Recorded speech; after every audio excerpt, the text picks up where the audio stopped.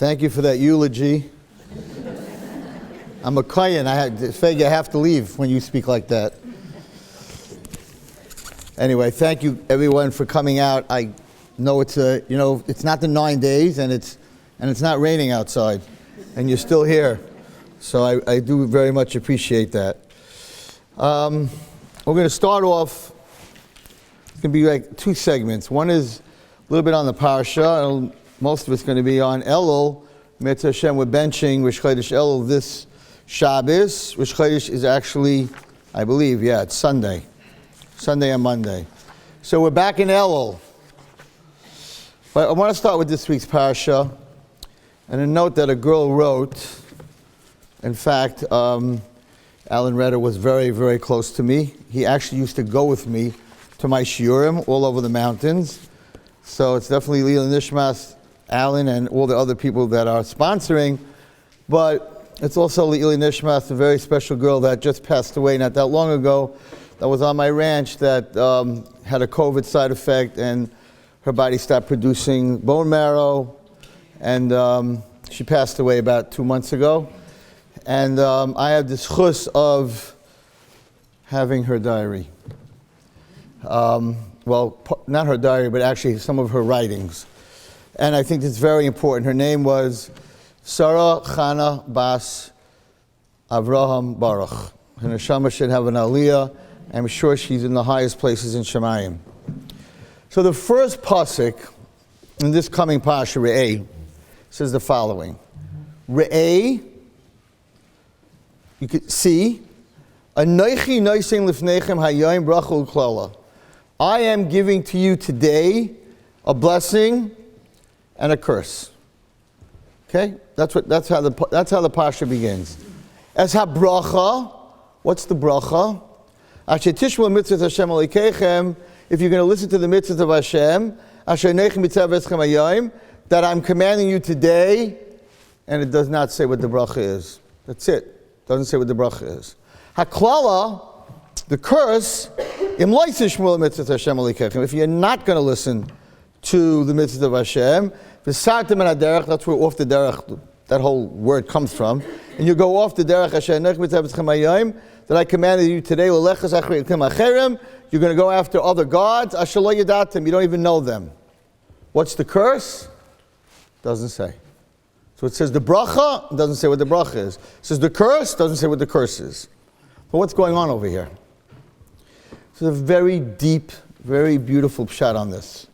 First of all, the way we read it is Re'eh, look, today I'm giving you a bracha klala. But some rabbis say that you shouldn't say it that way. Re'eh, anoichi, see me.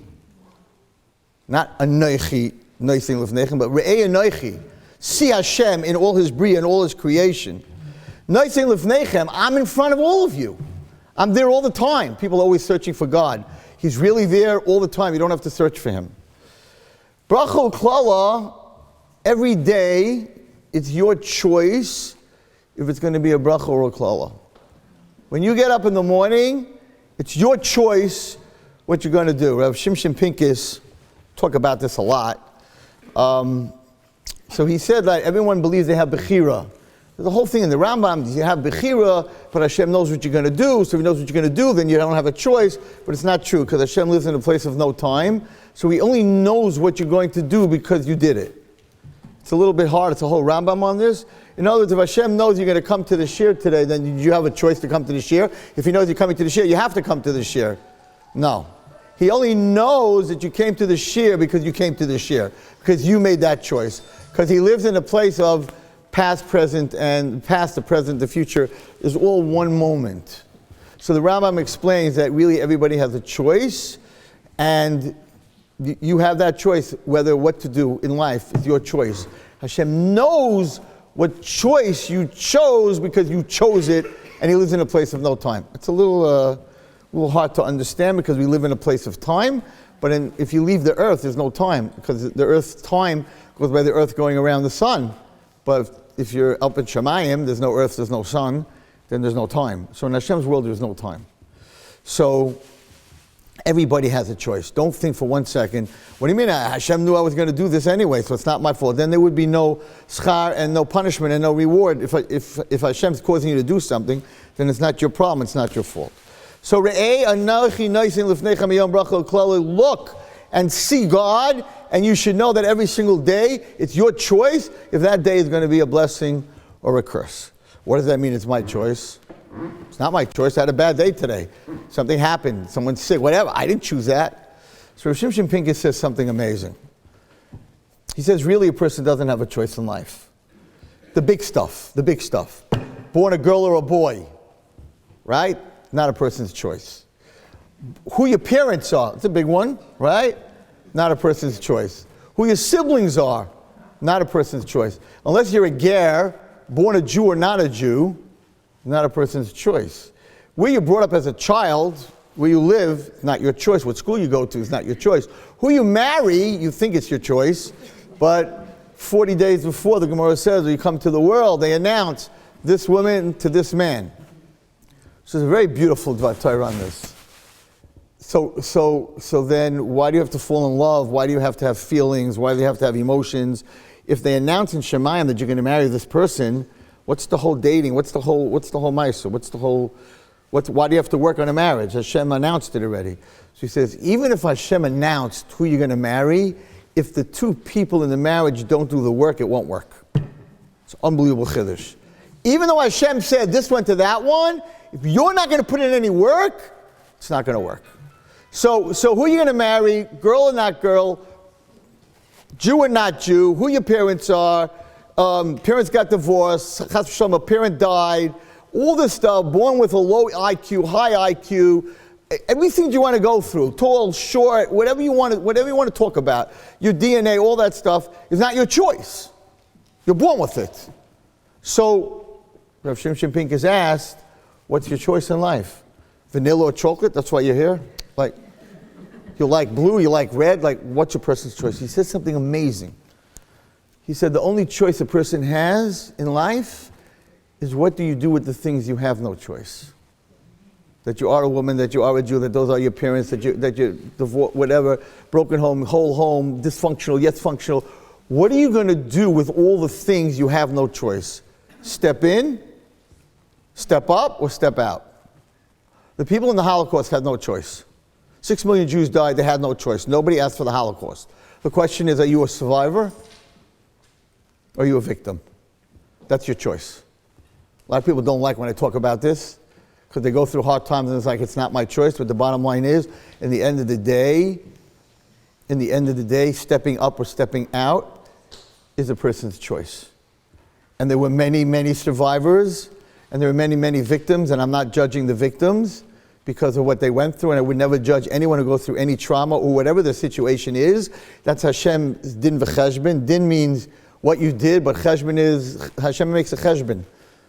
How this person was born, whatever, Hashem makes a cheshbon. So there's no judgment on this, but the bottom line is, every person has a choice to either step up or step out. And that's your choice. And so it's a very hard choice. I would like to read you from Sarah's book, which I got permission from her mother. She was an unbelievable writer, but she wrote a lot to herself. She didn't write for other people. But I want you to listen to what she wrote when she first got to the ranch. This is a very interesting in-look and outlook on depression. This is what she wrote. She's writing about depression. And she writes, this is what she writes. Dear Sarah, I am depression. So she's now describing what depression does to a person. I can't talk. Depression doesn't talk. You can't see me. I don't have any thoughts. I just start growing inside of you. The more I grow, the more you die. Basically, I'm like a really needy friend, except I'm not your friend. I don't care about you. She's talking again about depression. Or who you are. All I do is wait for the right conditions to try and exist. At some point, someone might have hurt you, or you were bullied. Maybe even you just got unlucky, and that was all I needed. You're just a petri dish to me. This is what she wrote when she first came to the ranch. Now, a few months later, I'd like to read to you a person who went through a very hard life, made a choice. I can't really write, but I want the world to know. Everybody can be somebody. You can rise above anything. To be whoever you want to be. The world is vast, and possibilities are endless. This is the same girl. You can be whoever you want to be. Don't let anyone stop you. If anyone tells you you can't, stand up, show them who you are. Go on and be awesome, because you got one life. There's only one you. And you're the only one that can be this amazing. Be amazing, Sarah. So, you have Bechira. She came in very depressed, but she made a choice. She's now in Shemayim. I wish Hashem would have given her a longer life, but she definitely was focused. That's what the pasuk is saying. Re'ei anoichi. See me, says Hashem. Because I gave you every day a bracha and a klala. It's your choice. I'm not judging anyone. I know people are going to listen to the share and say, but I'm depressed and you can't judge me. I'm not judging anyone who's depressed, and there's many reasons in this world. But don't give up. Don't give up. Fight it. Do what you can. Whether it's medicine or therapy or whatever you need to do. HaKadosh Baruch Hu is telling us that the yom, the day, every single day that I give you, could be a bracha or a klala. And the pasuk doesn't say what the bracha and klala is. Because every day could be a different bracha and klala depending where you go. But the Torah does say, as ha-bracha, what is the bracha of a day? Asher tishmon el mitzvahs Hashem Elokeichem. That is the bracha. Not if you keep the mitzvahs, I'll give you a reward. The reward is the keeping the mitzvahs. The people who don't have Torah are very empty. Atheists, I deal with atheists, well, they think they're atheists anyway. Kids who think they're atheists and don't believe in anything, they're not happy. Nobody ever came into my office and said, hey, what's up, Rabbi Wallerstein? I'm an atheist. What's going on? They're miserable. Miserable. Rabbi Wallerstein, how do you know? Who created Hashem? Why do people die? They're angry, miserable people. I've never met a happy atheist in my life. Prove me God. Prove me this. Prove me that. Right? I'm like, they're miserable. Why? Why? Because if you don't believe in Hashem, it means that you believe in the theory of randomness. Right? All the atheists believe in this great theory that stuff, like Nike, right? Just do it. Stuff just happens. So that means if you're poor, there's no cheshbon why you're poor. There's no cheshbon why you're sick. There's no cheshbon, anything in your life. There's no cheshbon in anything. Just, you're unlucky. Too bad. Not only that, you live your life, and it may be a miserable life, and then you die, and there is no other world. So it's like, it's a very depressing way to live. That nothing has any meaning. There's no hashgacha pratis. So of course you're miserable. Why she's married, I'm not married. There's no cheshbon. Just, you're not lucky. So the Torah is telling us that if you keep the mitzvahs and you do what you're supposed to do, that is the bracha. Not, we're all waiting to hear, and if you keep the mitzvahs, and you love Hashem, and you do what you're supposed to, no. What am I getting? What's my prize? The Torah is like, that is your prize.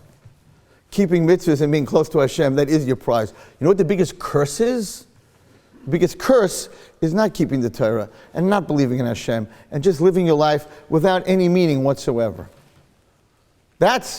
And Re'eh always comes out by Elul. This Pasha always comes out by Elul. Well, let's talk a little bit about Elul. So, the Shulchan Aruch, Kitzur Shulchan Aruch. So Elul, I got a lot of svarim. We're not going to get to all of them, but it just looks good.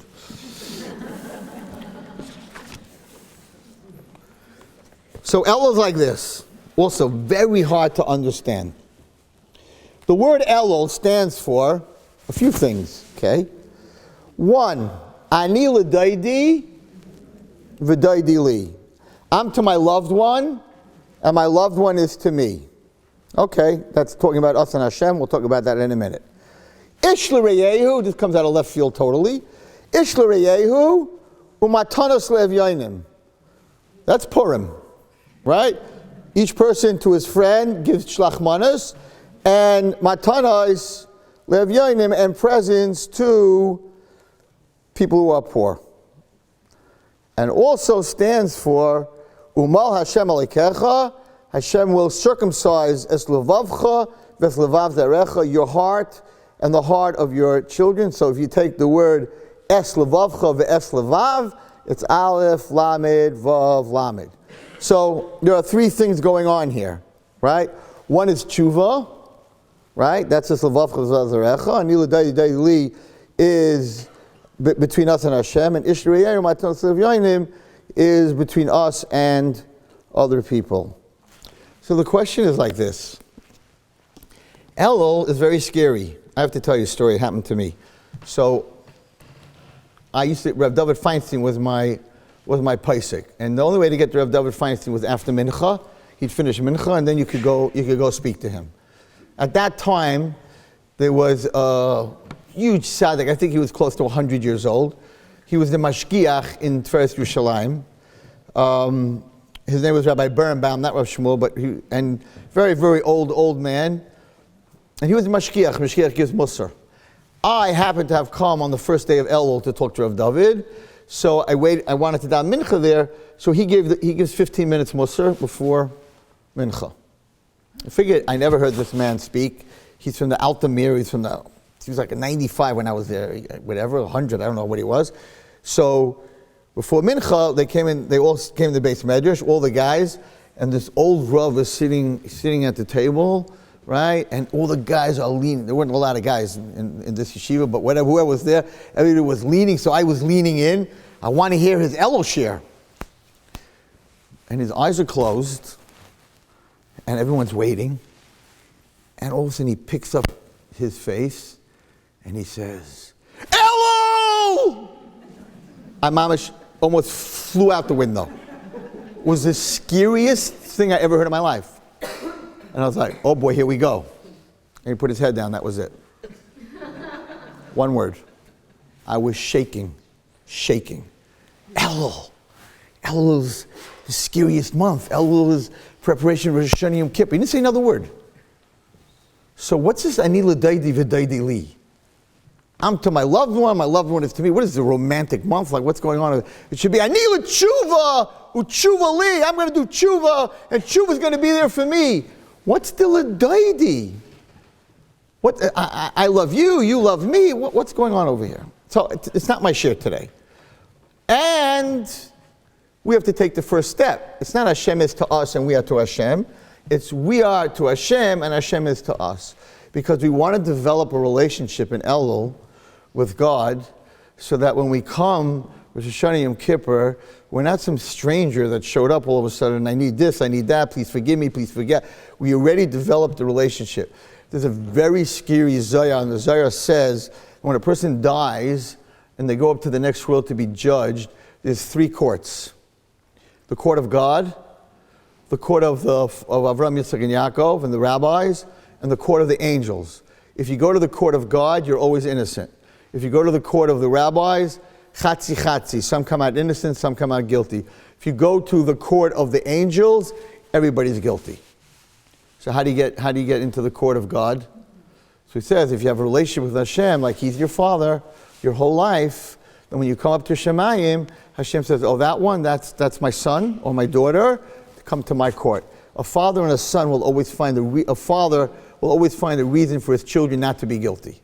So when you go into Hashem's court, you're 100% going to come out of there not guilty. Your objective in Elul is to have a relationship with Hashem, that when your court case comes up to Shemayim, the one that's going to be judged, you're going to be judged by Hashem because you have that relationship of a child to a parent, and Hashem will be, I'll take this one, this one's mine, you don't have to worry about it. If a person doesn't have that relationship with Hashem, but he had a relationship with rabbis, so the rabbis judge. So it depends what they find in the court case. Some people get out, yes. Some people don't get out. If you make fun of rabbis, like your husband comes home and says, oh, the Rav just made a speech about, I don't know, Sheiklich, this, that, whatever he made a speech about, and you're like, stupid rabbis, they're prehistoric, they live in a bunch of caves. This guy got up and said, get rid of your smartphone. Who is he? What is he? Crazy Wallerstein? He lives in a prehistoric. They call me prehistoric, right? Because prehistoric, they didn't have any antennas. There was no WhatsApp. So, right? Prehistoric, make fun of the rabbis. So then it comes to the rabbis to be judged. The rabbis are like, you made fun of us. You didn't believe in us. Next one. The angels do not understand how a human being can sin against God. They don't understand after everything Hashem gives us. So the minute you walk in, you're guilty. You don't have a shot. You don't have a chance. So you don't want to be judged Rosh Hashanah Yom Kippur by the angels, and you don't even want to be judged Rosh Hashanah Yom Kippur by the rabbis. You want to be judged by Kodesh Baruch Hu. So the objective is, Ani l'daidi l'daidi li. Where does Ish, l're'eu matanas le'vyayim come in? They say very beautiful. The greatest thing you could do for a parent is not to help them. It's to help their children. So if you want Hashem to love you, more important than your relationship with Hashem is your relationship with another Jew. Purim is bigger than Yom Kippur, because Yom Kippur is Yom Kippurim. It's like saying RC Cola is like Coca-Cola. Yom Kippur is like Purim. Why is Purim more holy than Yom Kippur? Because on Purim, the 3 mitzvahs that you make a Shechianu, there's 4 mitzvahs. There's reading the Megillah. At night, we make a Shechianu. But the next 3 mitzvahs of the day is between a human being and a human being. The Su'udah, you bring for your family, giving money to the poor people, and sending Shlach Manos to another Jew. So out of the 4 mitzvahs on Purim, 3 are Ben El Mechaveroi. So the most important thing that we can do is Ben Adam Lechavero. So I want to read you a couple of amazing stories of Ben Adam Lechavero, and I want to talk to you about another subject, because Kibbud of the Aim, Kibbud, I'm not selling my book, I don't even have one here, I'm not pushing my book. Kibbud of the Aim is the one mitzvah that's Ben Adam L'Chavero and Ben Adam L'Makom at the same time. How do you know that? So there's 10 commandments. The first 5 are between us and Hashem. Anech Hashem Alekecha, I'm Hashem. You shouldn't serve Avodah Zarah. You shouldn't swear with Hashem's name. You should keep Shabbos. And then comes Kibbud of the Aim is the 5th. But Kibbud of the Aim is not between us and Hashem. It's between us and our parents. What's it doing on that side of the 10 commandments? The other 5 on the other side, you shouldn't be jealous, you shouldn't kill, you shouldn't steal. What's Kibbud of the Aim? Now also, Kibbud of the Aim is on the bottom. If you take the Luchos, right, so you have 4 Kibbud of the Aims on the bottom, which means that Kibbud of the Aim is the foundation of those 4. On the other side is, do not be jealous, because if you're not jealous, you won't kill, you won't steal, you won't commit adultery, all those other things. These are the 2 foundations. Jealousy on one side, Ben Adam L'Chavero, a person who's not jealous, his Ben Adam L'Chavero will be very good. Ben Adam L'Makom, it's Kibbud of the Aim. Kibbud of the Aim has nothing to do between us and Hashem. Why is it the foundation of those 4, and why is it on the right side? If you see by the Sefer Torah, it's on the right side. And the answer is that if you can't have a Hakaras HaTov for your parents, who, dysfunctional as some people's parents are, as bad as life is, the bottom line is your mother carried you for 9 months. And then she burped you in the middle of the night. And then she diapered you. And then she took you to the doctor every single time you were sick. And then she made your food for school. And then she took you to school. Whatever else you want to say, my mother this, my mother that, whatever it is, where's our Hakaras HaTov? She carried you. She took care of you. And your father supported you. If a person can't have a Hakaras HaTov for a human being, how can he serve God who he doesn't see? He doesn't see. He believes, but he doesn't see. So the mitzvah of Kippur V'Eim in Elul covers two. Covers Bein Adam L'Chaveiro and Bein Adam L'Makom. I just started teaching.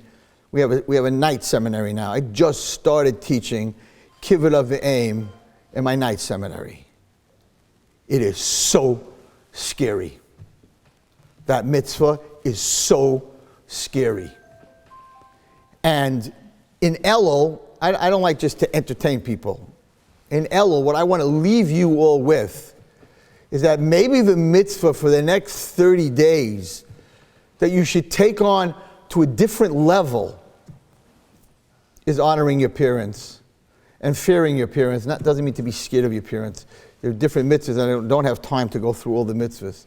But I want to read you, I myself didn't know this. I want to read you to what extent Kippur V'Eim goes to. He says the following. First of all, I don't know why Ashkenazim don't do this. I know Sephardim do this.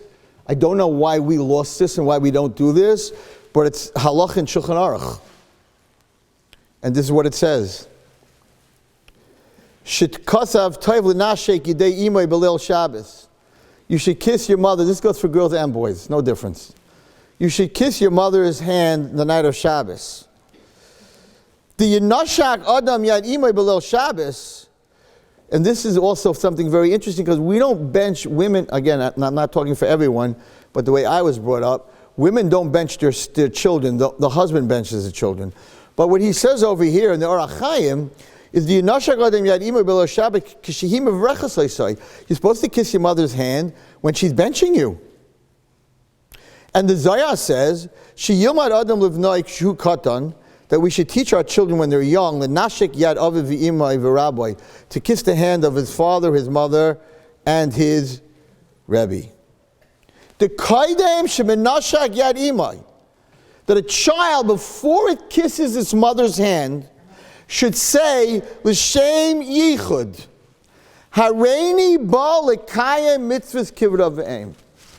I am now going to do the mitzvah of Kippur V'Eim, L'nashek yidei imi, to kiss my mother's hand. L'shem yichud, before a person kisses his mother's hand. Okay. Onward. And I really believe if we did this, there would be a lot of difference in our relationships with our children if this is what our children did. I don't know why Ashkenazim, I don't know. What happens after a person loses their parent? Do they still chayav in Kippur V'Eim? Tana Rabbanan. Mechvayde b'chayv, mechvayde b'maisei. A person has to be mechabed his parents when they're alive and when they're not alive. Umafari sham, and it's brought down there, Gemara. Shemechavde b'maisei. When a person is mechabed a parent that passed away, they should always say kach, and when they're repeating something their parents said, they say kach oma abba mairi, or kach oma Imi Marasi, not just say their mother's name. And this is what he says the following.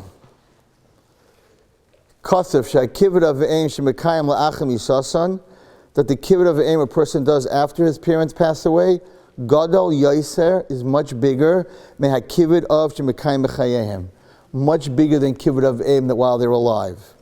Ki Kasher Haben, and this is against a lot of foolish people who are telling our children to do foolish things. When a child goes the right way, al pi Torah, of course in this world he's being mechabed his parents. Don't you think that your parents don't know what's going on with you in this world? But that a person who goes in the right derech should know that they are honoring their parents in this world, but also in the next world. Ki yesh lehem nachas. Sham, they have nachas there. They have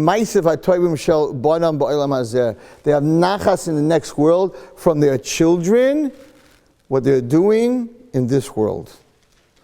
When someone's parent died, if he thinks he's pater from Kippur V'Eim, Einu Kain. That even after a person died, he's even more mechuyev.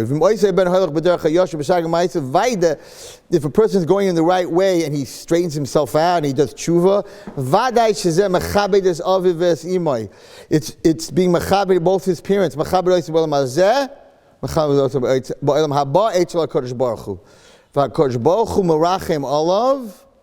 And Hashem has pity on his parents, no matter where they are in the next world. And brings these parents to the kisei hakavod. We don't understand this mitzvah, how huge it is, responsibility for a child, even after their parents are not here. Of course, when their parents are here and they're causing them agita by not doing what they're supposed to, it's even worse. And he brings down a story. And he says the following story. It's a nifla story. And he says that there was a father and he told his son, he was dying, and he told his son that just like you took care of me when I was alive, I'm asking you a favor that after I die, that you need to have more patience. You're not such a patient kid. You need to have some more patience, that no matter what happens, you should wait a night. You should wait a night before you decide what to do. In other words, if you're angry, don't react. Just wait a night. Okay? His father passes away. This boy's father passes away. And he ends up going on a boat to do business. And he gets shipwrecked, and pirates, and gansamaisis. And he's gone for 20 years. 20 years. Till he finally got, till he finally got home. Okay? He was married, and then he left to go work, and he never came back. He came back 20 years later, and he finally comes home. And he's coming up the steps, and he hears his wife's in the bedroom. And he hears a boy's voice, a man's voice, in the bedroom. He takes out his sword. And he's going to kill both of them. But his father gave him a mitzvah, that he has to wait till the next morning. He can't react. And he remembered, I can't do anything, I can't react. So he puts the sword back. Anyway, now he's listening by the door. My wife's committing adultery. What's going on over here? He's listening by the door, and he hears his wife telling the man, so many years have gone by, 20 years, that I didn't see your father. If he only knew that he had a son, he would have been back here to help you get married. When he heard this, right, that this was his son, he wanted to kill his son and his wife. He didn't know that he had a son, right? He realized that the kibbur of the aim that he had for his father, who asked him this one thing, ended up saving his son and his wife. Now, in the book I wrote this. This is mind-boggling. The halacha is shiger, a ger. In other words, his parents are not Jewish. Chayav linag ba'aviv hagoy mixas kavod. Has to do kibbur of the aim. And therefore, if his parents who are geirim, I don't have to read it from inside. If his parents who were geirim, his mother and father are goyim. He was a guy, he became a Jew. He's chayav to say Kaddish. What? Chayav to say Kaddish on goyim? His parents are not Jewish? You can say Kaddish in shul? Mikol makom. Kivan shehu haylidu. Since these two people gave birth to him, and brought him into this world, the Gairam, because of them, if he wouldn't have been born in this world, he couldn't have become a ger. If he didn't make it a ger, he couldn't keep mitzvahs. So all the mitzvahs he's keeping is only because these two Goyim brought him into the world. Therefore, chayiv b'kadish li'ilei nishmas hanifta.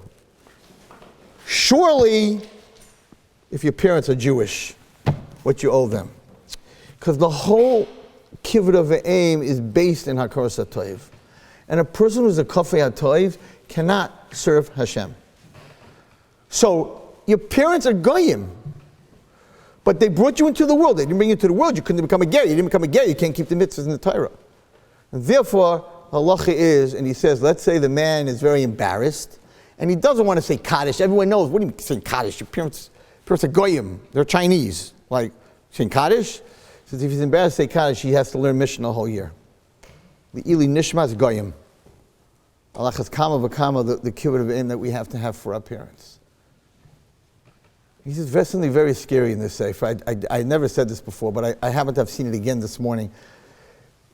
He says, why did people a long time ago used to live longer? They used to live 100 years before. I'm saying that by Moshe Avraham, there were hundreds, 800, whatever. He said that people used to keep Kippur on a much different level than it is today. The truth is that even in the before the war, the level of respect that kids had for parents was, even if they weren't from, was just on a whole different. You didn't answer your parents, whether it was fear or love. You didn't answer your parents. I had a girl in my office. True story. Not that long ago. She's 18 years old. They come to my office, and the mother, she's mamish cursing her mother in front of me, using every filthy word you ever heard. Why'd you bring me here? You blank, you blank. I was like, this poor mother, nebuch. But that's why she brought it to my office. So she looks at her daughter, right, when she finished cursing her. It's a true story. She says, I don't understand you. Even if you don't like me and you don't like your father, for your 18th birthday, we just bought you a brand new 2-door Volvo. Volvo, not Stama Kia, a Volvo, right? So just as appreciation, it's a brand new car. She got it the week before she got to me, right? How could you talk to me like this? I just bought you a brand new car. She looks at her mother like nothing. She says, what do you mean? I'm 18, it's your job. Like that. So I looked at the girl, I said, your mother works for you? What do you mean it's her job? What do you mean? All my friends, they're 18, whatever the community, but they're 18, they got a car. It's like no matter what you do, the expectation. When I was in camp, when my parents came, they gave me that little paddle with the ball at the end of that rubber band. Oh my God, a high life for 25 cents, right? And everybody was, I never knew how to use it, only girls know how to use that, right? And it was like, okay, you got a highlight. Today it's like, here's a shopping list. You know, Baruch Hashem that we could do it. Baruch Hashem, you go down, visiting day, you go down to the grocery, see what's going on. Baskets of food, like these kids are not going to eat for 100 days. Fine, it's not a problem. Thank you. Appreciation. Korsa Toiv. So the basis of Kippur Ve'ein being the foundation of the four first, Bein Adam La'amakom, is Hakorsa Toiv, is appreciation. And as parents, the way we can show appreciation to each other, a husband and a wife, saying thank you, showing appreciation to each other, the children will learn appreciation. But we're so used to, the Rambam talks about addiction, very interesting. Addiction is not something brand new. He talks about addiction, the basis of addiction. Actually, 12 steps is actually based on this Rambam, which is hard to believe that you have to go to 12 steps to the Goyim to listen to this. But the Rambam says in Perek Shishi in Hilchas Tshuva, he says that there is a thing, Sheyech Adam Chet Gadol Echatam Rabim, you could do a very big sin or a sin over and over and over and over, that Shemayim Mimenu HaTshuva, you can't do tshuva because you're so used to it that it becomes an addiction. Addiction is never the first time. First time you have it's not an addiction. You do something over and over and over, it becomes an addiction. What happens when it becomes an addiction? Listen to this Kaviyasha. Scary Kaviyasha, but it's a Kaviyasha. She tells a story like this. And I believe very much that if you're a kafei toiv and you don't appreciate, and you don't appreciate, and you don't appreciate, it becomes part of you. You don't appreciate your husband don't appreciate his wife, you don't appreciate your parents, then of course you're not going to appreciate Hashem. Somebody asked me, how come there's only one God? I said, because no one else wanted the job. It's a miserable job. And when someone does well, it's like, hey, I'm a good businessman, I'm smart, I got the job, I'm pretty, I'm this, I'm that, I'm that. When someone doesn't do well, Hashem, why are you doing this to me? Like when something goes wrong, it's all Hashem's fault. When something goes right, it's your fault. You did it, right? It's a miserable job. So when a person continuously has no appreciation, of course you're not going to appreciate Hashem. You're not going to appreciate that you're in a bungalow colony and then after this year you could go to wherever you're going and you could sit in the sun and you could sit by the pool and there's never so many people sitting in hospitals and connected to tubes. What pool, what sun, what air, what nothing, what future. As many people as are up here in bungalows, there's that many people in hospitals. Who appreciates when they go outside, right? So it's based on just a whole life of not appreciating anything. So if you don't appreciate your parents, you don't appreciate your life, then how could you be connected to a Kadosh Baruch Hu? So the whole Elul is, Anila Daidi Li, is like, I love you, Hashem, I'm connected to you, Hashem. Ish l're'eo matanas le'evyonim. But it's also about my relationship with other people. Because if I don't have a relationship with other people and I have no gratitude to anybody, how am I going to have a relationship with the Kadosh Baruch Hu? There's no way it's going to happen. So Kippur Avayim, Hashem said, no. It's not in the 5 things with human beings. It's me, it's going to affect me. So what I think we should do in the next 30 days, work on Kippur Avayim and the Shulchan Aruch, which I'm learning with the girls, which is tough. Because it says you have to have Kippur Avayim for your mother-in-law too. And your father-in-law also, and your older brother. It's getting tough. It's getting very tough on them, right? But it's very clear over there. It's crazy. It says that a woman, Shulchan Aruch says a mother comes and the son is the head, the president, and the rav of a shul, and in front of the whole shul is giving a shir. The mother and father come and they rip his clothing, and they spit in his face, and they kick him, right? It says you're not allowed to say one word. So Shulchan Aruch says, how could you not say one word? He says Yireh Hashem, because think of Hashem. Because the bottom line is, if you think of Hashem, then the fear of Hashem is like, they're my parents. And I know a lot of people have very dysfunctional parents, and of course, there's no mitzvah of being abused. If your parent is abusing you, get out. You can't answer them, you can't hit them, but you can walk out. And I have girls that their mother calls them Erev Shabbos and just rips them to pieces. And then the whole Shabbos, they're out of their minds. They can't handle it. The halacha is, Rabbi David Cohen, everyone paskin, don't call. It's not Kippur Avayim not to call. No, it's not. You don't have to call.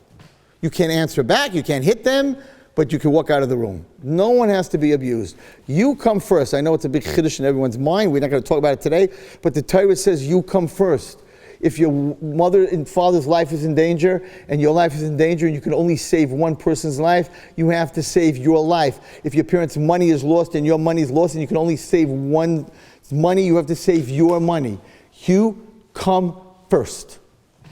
That's the halacha. You come first. So if you're being abused, you can't answer back. Get up and walk out.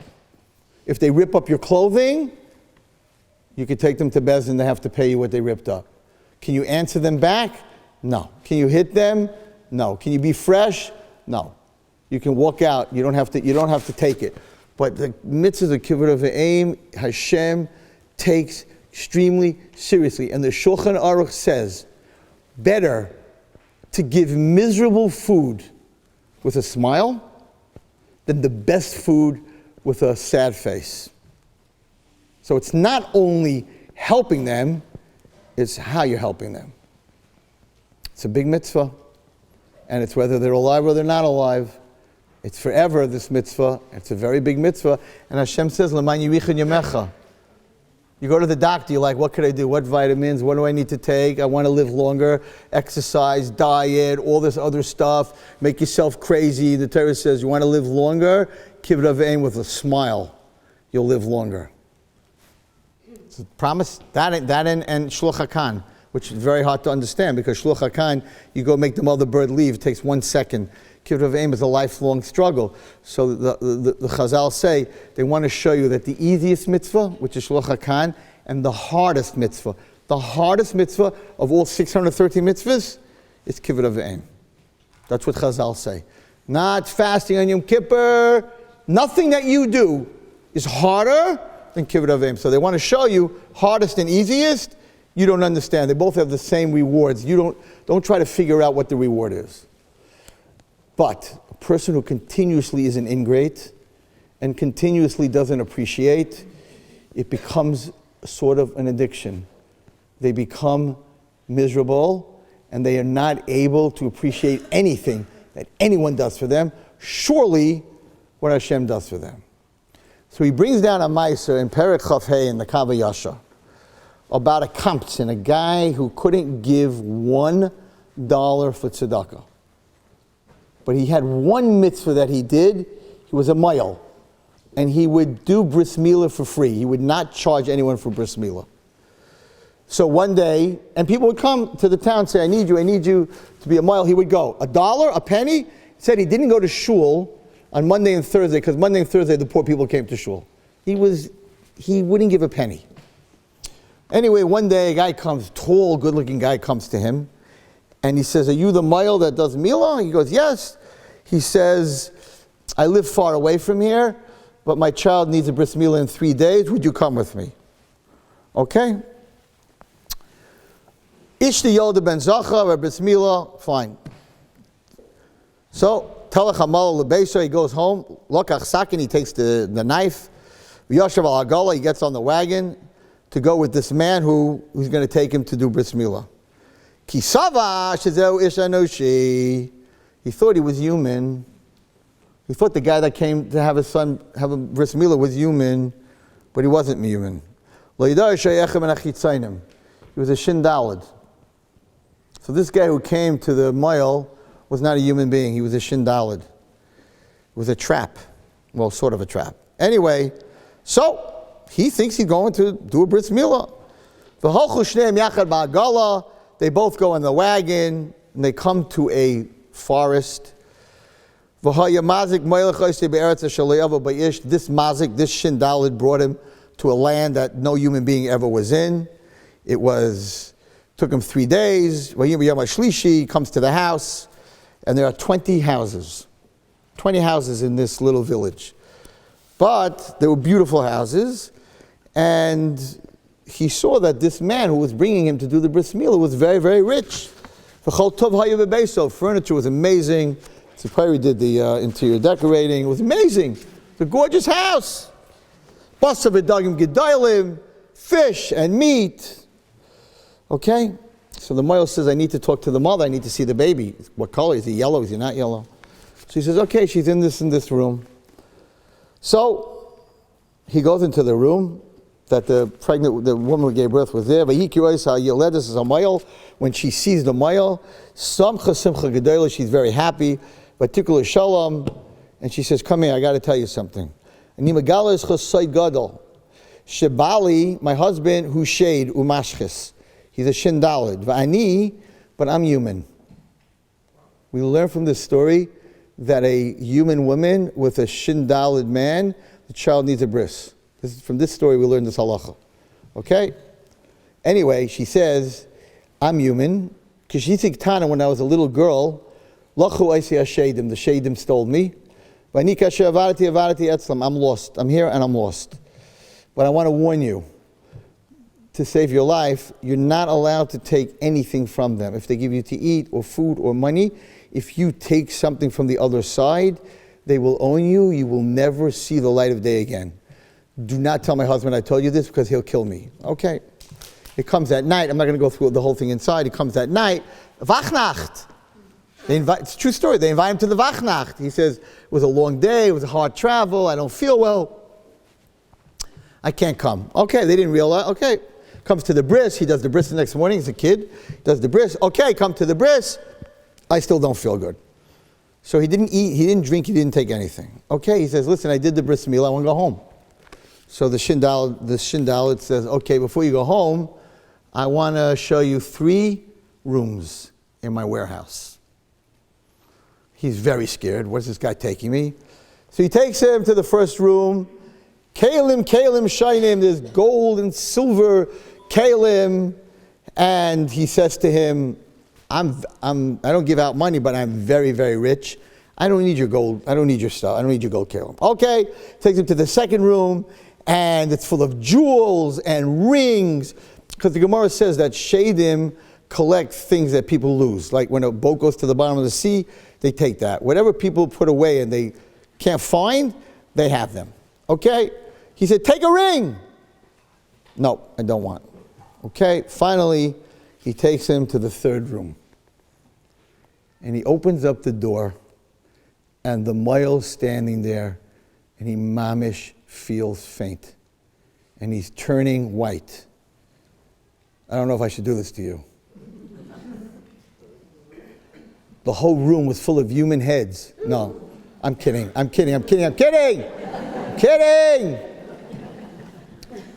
The room was full of keys.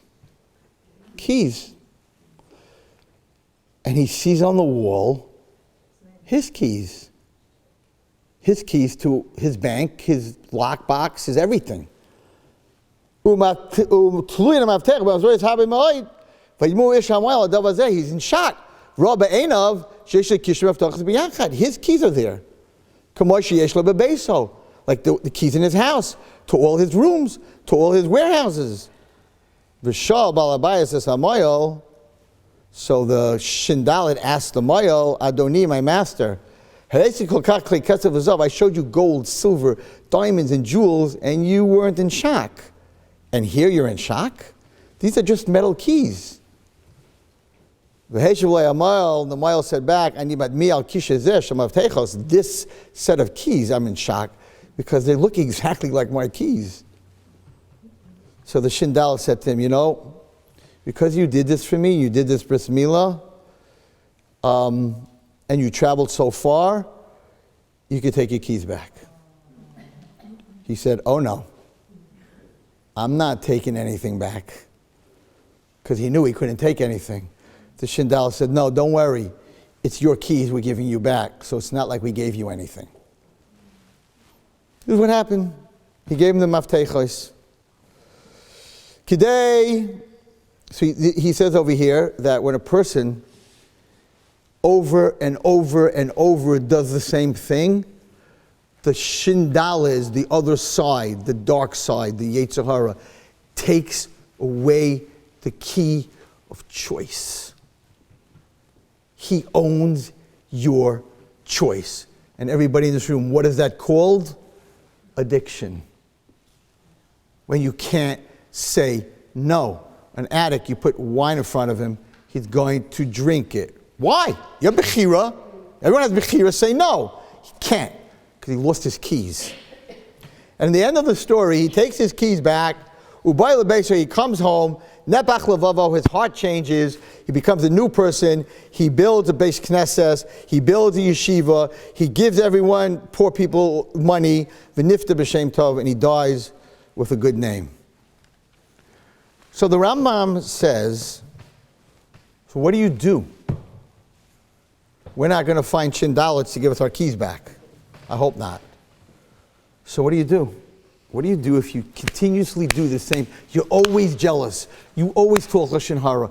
You can't, as much as you try, you can't get out of it. Rambam says, what do you do? So in Hilchos Tshuva Perek Vav, the Rambam says, there's a skeleton, that's the wrong word, but there's a skeleton key. Like when you go to a hotel and you leave your keys in the room, right? It's called a master key. When I was growing up, it was called a skeleton key. And I never knew how that works, but the master key opens every single door, even though every door has a different lock. Who has the master key? Kadosh Baruch Hu. Says the Rambam, when you feel that there's something in your life that you just are addicted, you just can't change, tefillah. Daven to HaKadosh Baruch Hu through tefillah that he should give you back your keys. Whether it's Lashon Hara, whether it's Hakaras Tov, whatever it is, daven to HaKadosh Baruch Hu that he should give you back. He has everybody's keys. So it's not, and I believe very much how I opened up, she was in depression. I don't want to get into her whole life, but she was depressive, and many of the therapists said it was chemical depression, and she was born with depression, and whatever, I'm not going to get into whether what it is or it isn't, but the bottom line is that she worked, and she lit Shabbos candles, and she spoke to Hashem a lot, and he gave her back her keys. You see that the second time she wrote that if you want to be amazing, you could be amazing. She didn't write that in the beginning. She said, It destroys you, it takes over you, you're done. Depression destroys you, it takes over you. But she worked, and she got her keys back. And then Hashem took her back, for whatever reason, I don't know. But he took her back, but she got her keys back. A person has a koyach. Even in such a situation, a person has a koyach to get those keys back that they gave up, of continuously making, as the Rambam says, the same choice over and over again. Okay, it's late. I want to end the power of tefillah, especially going into Rosh Hashanah Yom Kippur. An amazing, very short story about a woman. A little bit scary of a story, but also Kavayasha Perek Yud, and I'll say it very fast. So it talks about that when you make a su'uda, when you make a party, when you make a meal, also very important. You know, we're in the bungalows, and you have these guys, and they knock on your door when you're having a barbecue. And they go in the front door, and they come in the side door, and they're coming all day, and women are coming, this one's coming, and the tzedakah car comes, and there's 8 people, and everyone's knocking on your door in your middle of eating, because they know the only time they're going to get you is in the middle of eating, because they can't go to the pool, because nobody has their wallets in the pool, right? So it's a test. It's just a test. You're eating. Hashem's like, okay, they're eating. Now these people are coming for tzedakah. No, I can't answer the door. We're in the middle of a barbecue. Is the wrong answer. Is very much the wrong answer. And if the person does that, the Satan, it's an opening for the Satan to say that, look at these people. This happened by Avraham Avinu, by the way. By Avraham Avinu, the whole thing of the Akedah, it says, Vahi acha hadvar ma'eleh, is because Avraham Avinu's party that he made for Yitzchak, when he was Higamel, he didn't invite poor people. He had Malki Tzedek, he had all the big people. He didn't invite poor people. And because he didn't invite poor people, he said that, look, Yitzchak's more important than, Yitzchak, this child is more important than poor people. So Hashem had to say, really, you think he's more important than poor people? I'll show you he's even willing to bring him as a carbon. Because poor people who eat at your meal or you feed is considered like bringing a carbon. You make a wedding and not pay the people outside, don't let them in, but the poor people that are eating at your wedding or at your bar mitzvah is like you're bringing a carbon, toda, thanking Hashem. If you don't let them in, it's like you didn't bring a carbon. So the Satan said, Avram didn't bring a carbon. He made this big party, didn't bring a carbon. So Hashem answered, I'm going to make him bring his son as a carbon. Very careful in this Inyan. So here's the story. It talks about a woman, right, that she, it's a Medrash Tanchuma, it's a Medrash, that there was a very rich man, and he had a beautiful one daughter, Tznuah v'Chamura, and she got married 3 times, and every time she got married, the morning after the chuppah, the chassan was dead. So she lost 3 husbands in a row. And the Gemara says a person who loses 3 husbands in a row shouldn't get married again. So that's it. She never had children, nothing. She lost 3 husbands. Mamash, the morning after the marriage. Okay? Now this man, the father of this girl, had a nephew. And this nephew came to this rich man's house, and he fell in love with this girl. And he wanted to marry her. There's no way he's going to let his nephew die. There's no way he's going to let her marry her. But they saw that he really wanted to. He said, I want your daughter, the Almana. When he heard this, he started to cry. He said, Albany, no. She Yamas Achasan Laila Rishina. They all died the first night. If you want to marry because you want my money, I'll give you all my money. You don't have to marry her. Nope. He said, I want to marry her. Okay? So he told his daughter the story. She began to cry, and she said, if I marry him and someone has to die, I should die. It's a crazy story. Okay, what happens? Okay, he gets married, and they're sitting by the wedding, and this old man comes, Eliyahu Hanavi actually, and he says to the chassan, listen to me. When you're going to be sitting at the wedding, at the meal, a poor man's going to walk in so smelly, so dirty, so filthy. Don't turn him away. Whatever you do, don't turn him away. That's all he told him. Okay? He makes the meal. Balayla Rishayna. Hachassan sitting at the head table. Ba'ani echad. This poor man comes. If you take a shirah chassan sa'ani, he sees this poor smelly man. Amad bim kaimai.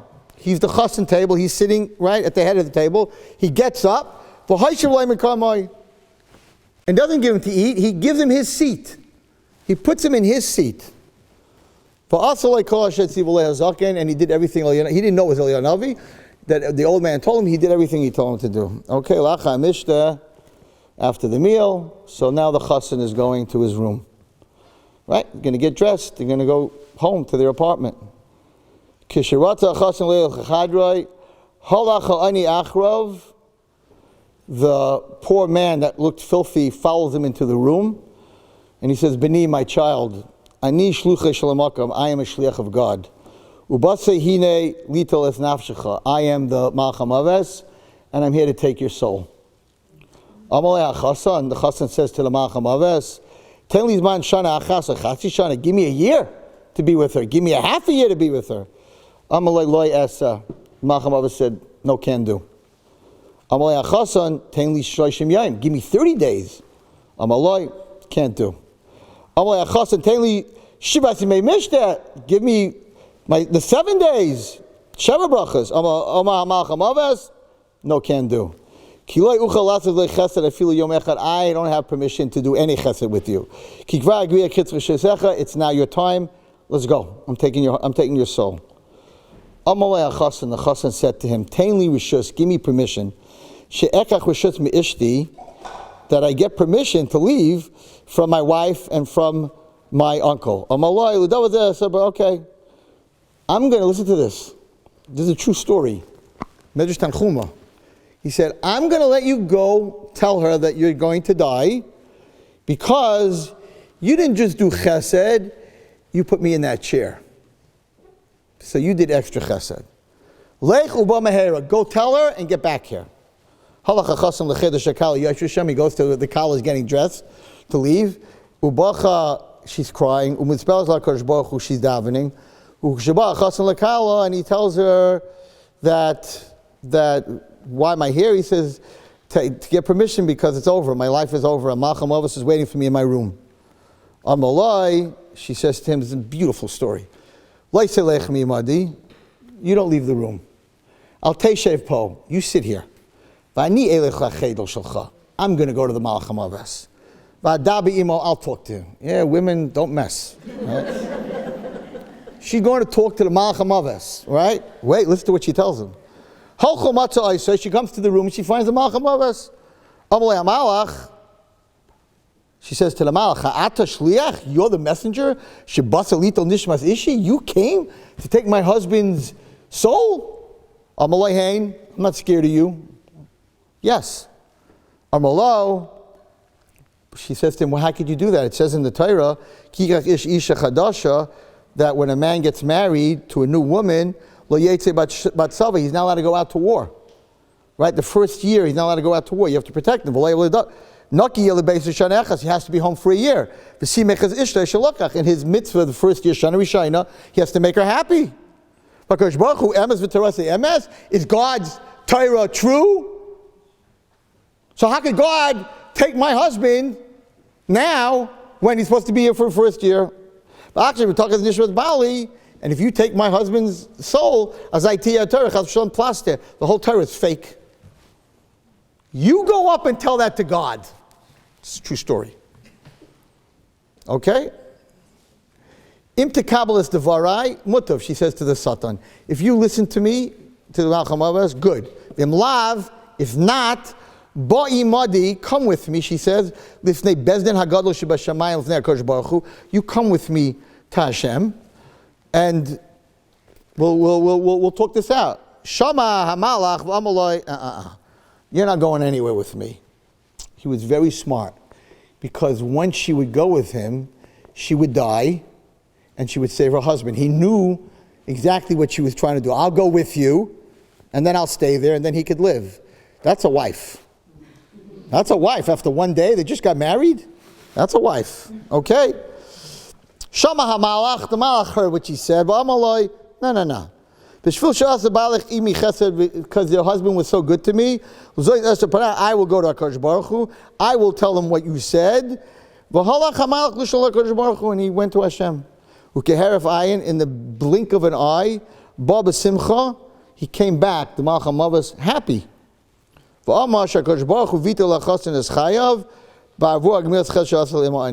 And Hashem said, because of the chesed that he did, that he put him in his chair. He didn't just give him to eat, but he put him in his chair. The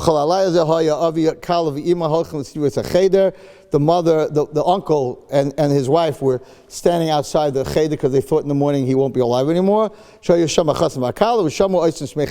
them talking. They went inside.